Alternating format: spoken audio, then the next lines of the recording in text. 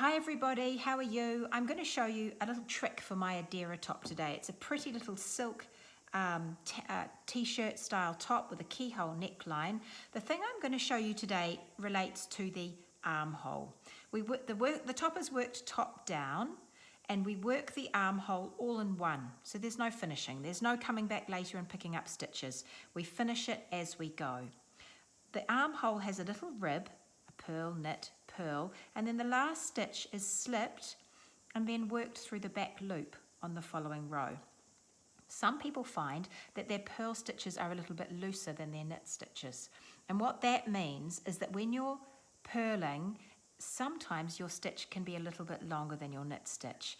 And if you're not careful, you might end up with your front being longer than your back or vice versa, or your left being longer than your right or vice versa, whichever way ends up being with the purl worked through the back loop. So I'm going to show you a little trick today to work your purl through the back loop to make it the same length as your knit stitch, or at least to tighten it all up.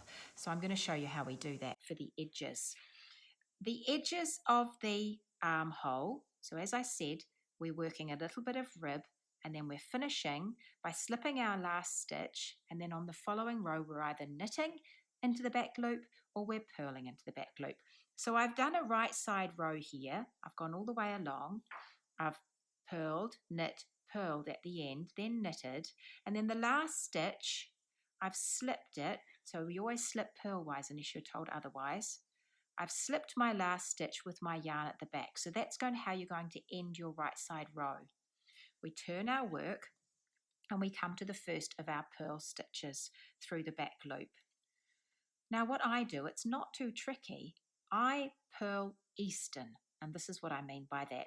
Normally when you're purling through the back loop, you would pick up the back loops. You see there's a front leg and a back leg. I'd pick up the back leg, the back loop, and when you're normally purling, you twirl the yarn anti-clockwise around the needle.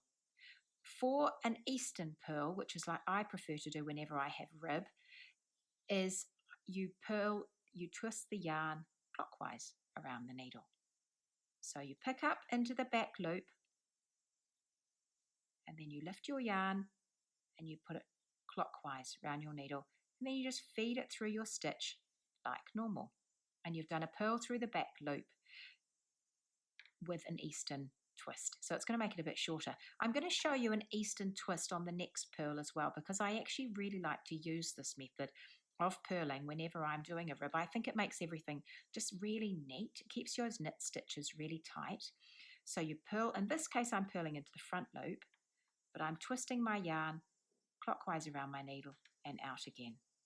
I would knit as normal, and then I would purl again clockwise around my needle and then knit. And when I get back to my regular purling, I just go back to my normal purling where I twist it clockwise. But let me just show you one more time this purling through the back loop using an eastern method, and I'm just going to use the very next stitch on my needle. I have two loops on my needle, the front loop and the back loop, front leg or the back leg. I lift the back leg as if I'm going to purl. I wind my yarn around clockwise and then I just purl through the stitch. Now what a purl through the back loop does is it twists the stitch. Can you see here? The stitch is twisted.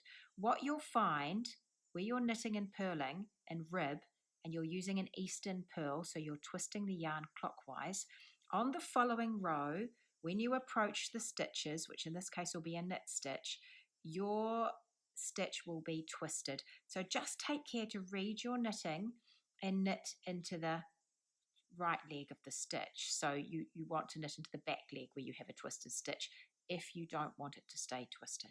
I hope that makes sense to you. But what I'm trying to show you today mostly is lift into the back leg, wind your yarn round clockwise, and then knit as normal. And that is a purl into the back loop, which you'll need to do in the pattern right on the edge.